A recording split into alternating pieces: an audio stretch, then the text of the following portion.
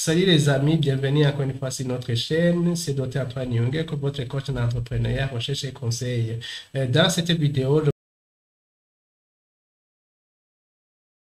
je vais vous présenter notre méthode appelée Meet Objective Optimization on the Basics of Ratio Analysis, MORA. Comme je vous l'ai toujours dit, ce sont des méthodes qui ont fait objet de publication dans des revues internationales, dans des journaux internationaux et aussi c'est une méthode qui a été développée par cet auteur en 2004. Les grandes étapes de cette méthode, c'est qu'on procède d'abord par normalisation et la façon de normaliser notre matrice de décision, c'est la même chose que dans la méthode de même monstre si vous avez suivi les précédentes vidéos. Donc, on va normaliser notre matrice de décision sur base de la racine carrée des sommes des valeurs de notre matrice de décision. Et après ça, on va faire la différence entre la somme des critères bénéficiaires moins la somme des critères non bénéficiaires. Et puis alors, on va faire le classement de nos alternatives, puisque nous travaillons sur le véhicule, de nos véhicules, selon alors ce classement. Alors, si vous vous souvenez bien, alors nous avons déjà présenté pas mal de méthodes, comme par exemple Weighted Sum Model, Weighted Product Model, Evaluation Based on Distance from Other Solution, Objective Optimization on the Basis of Simple Ratio Analysis, et Technique for Order Preference by Similarity to Either Solution, et nous avons présenté Preference Selection Index méthode PSI. Ce sont les méthodes qu'on a déjà présentées. Donc, vous voyez qu'il y a beaucoup de méthodes et on essaie juste de présenter, de vous donner tout un tas d'outils qui va vous permettre de réaliser votre choix dans de bonnes conditions selon des modèles qui sont reconnus à l'échelle internationale.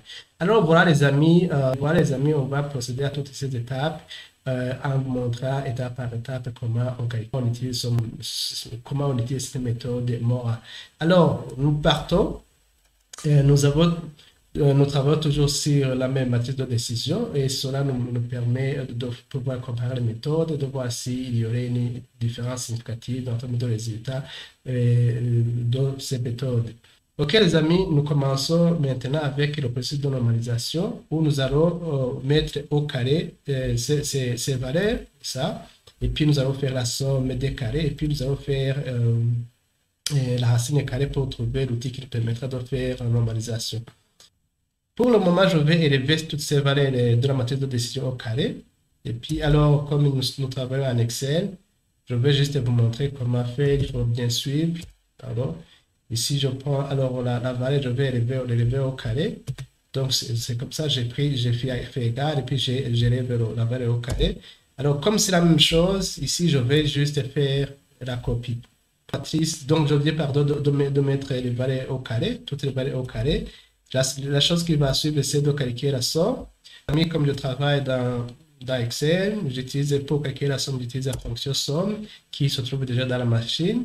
Et puis, je vais faire la copie de cette formule partout jusqu'ici. La prochaine chose qu'on doit faire, la prochaine action qu'on doit réaliser, c'est de calculer la racine de ces valeurs, de ces sommes-là qu'on vient de calculer. Là aussi, c'est une fonction qui est dans Excel. Puisque j'utilise une machine en français, la fonction racine. Donc, il faudra chercher l'équivalente fonction si vous utilisez une machine en anglais. Maintenant, je viens de calculer la racine. Maintenant, je peux copier la formule jusqu'à la fin. Ok, les amis, je viens de calculer la racine carrée de cette somme. Donc, ces montants-là, ces racines carrées, ce sont ces racines carrées qui vont me permettre de faire la normalisation de ma matrice parce que je veux considérer chaque valeur de la matrice est divisée par chaque racine. Donc, voilà, c'est l'étape qui va suivre.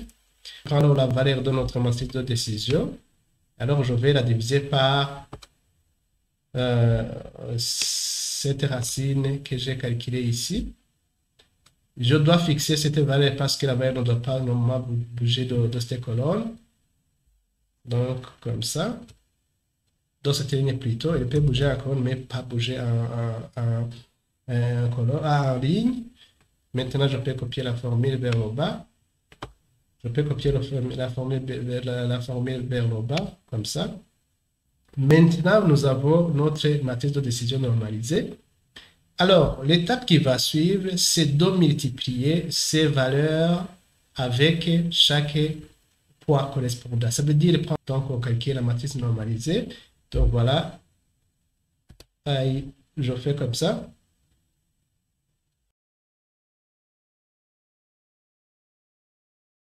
Les amis, maintenant, je vais faire la matrice normalisée pondérée à multiplier cette valeur par le poids, mais alors cette valeur devrait être fixe en ligne. Donc, voilà, c'est ça que je vais faire. Je vais copier la formule partout. Je fais la copie de cette formule partout. Là, je copie la formule vers le bas.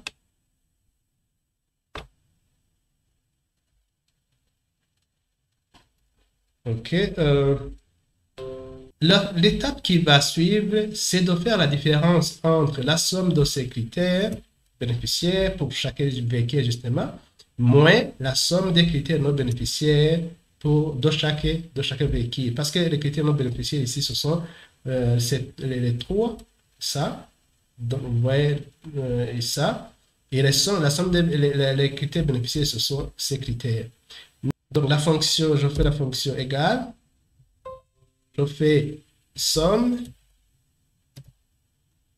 comme ça, moins somme de ces critères moins bénéficiaires. Maintenant, je ferme la parenthèse et je fais entrer. Puis la formule en bas. Et puis la prochaine étape, c'est de faire le classement. Je peux utiliser la fonction rang de ça. Cette matrice doit être fixée comme ça. Et puis je fais entrer. Copier la formule vers le bas. Et puis juste montrer la plus grande valeur comme ça. En passant par la mise en forme conditionnelle, je cherche la valeur la plus élevée. Ici, je fais de même, je cherche la plus petite valeur. Je fais comme ça. Une petite valeur ici. Je peux changer la. Donc, toutes ces méthodes-là font la suggestion d'acheter le véhicule numéro 5. Donc, cette méthode qu'on vient de présenter sont d'accord sur le choix du véhicule numéro 5. Alors voilà les amis, je pense que cela va vous aider. Vous n'aurez pas maintenant de méthode à utiliser pour prendre une meilleure décision. Et alors, si vous avez aimé cette vidéo, je vous demanderai de la liker, de la partager. Et si vous n'êtes pas abonné sur notre chaîne, je vous demanderai de vous abonner pour ne pas rater les prochaines vidéos que je vais continuer à partager. OK, bye pour la prochaine vidéo.